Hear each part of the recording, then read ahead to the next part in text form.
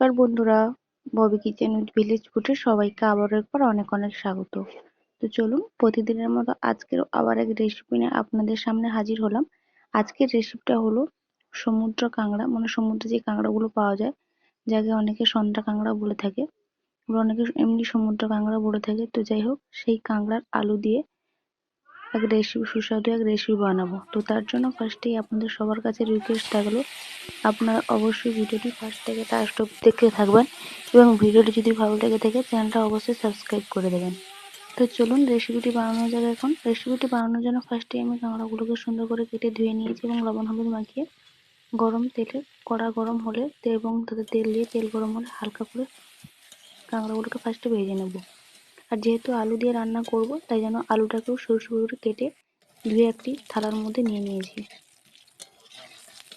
তো দেখুন, কাঁকড়াটা ফার্স্ট আমার হালকা করে ভাজা হয়ে যেতে কাঁকড়াটা তুলে নিয়ে ওই কড়ার মধ্যে সামান্য তেল দিয়ে পাঁচ ফোড়ন দিয়ে দিলাম। পাঁচ ফোড়নটা হালকা লাল হয়ে আসতে আগে থেকে যে সরু সরু করে আলু কেটে রেখেছিলাম, তো সেই আলুটা দিয়ে দিলাম। আলুটা দিয়ে পরিমাণ মতো হলুদ ও স্বাদ মতো লবণ দিয়ে আলুটাকে ভালো করে ভেজে নেব। আলুটা কষানো হয়ে গেলেই এবার অন্যান্য মশলাগুলো দিয়ে দেবো, যেমন লঙ্কা বাটা, আদা বাটা, পেঁয়াজ বাটা, রসুন বাটা দিয়ে মশলাটা আলুর সাথে ভালো করে একটু কষিয়ে নেব। মশলাটা আলুর সাথে কষানো হয়ে গেলে তারপর কাঁকড়ার যে ঘিগুলো থাকে, তো সেইগুলো দিয়েও আলুটাকে একটু কষে নেবো। কারণ কাঁকড়ার ঘিগুলো আগে থেকে দিলে কাঁকড়ার তরকারিটা খেতে বেশ ভালো লাগবে না। তো ঘিটা লাস্টের দিকে দিতে হবে, কষার সময় দিলে বেশ ভালো লাগবে, তরকারির টেস্টটাও আলাদা আসবে।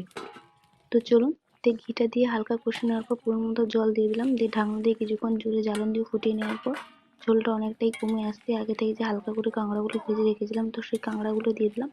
আর লাস্টে দিয়ে দিলাম জিরে ধনে বাটা।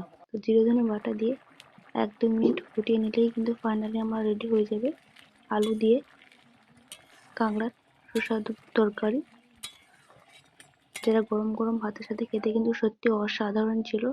তো চলুন, আপনাদের ভিডিওটা কেমন লাগলো অবশ্যই কিন্তু কমেন্টে জানাবেন, আর ভিডিওটা ভালো লাগলে চ্যানেলটা সাবস্ক্রাইব করবেন।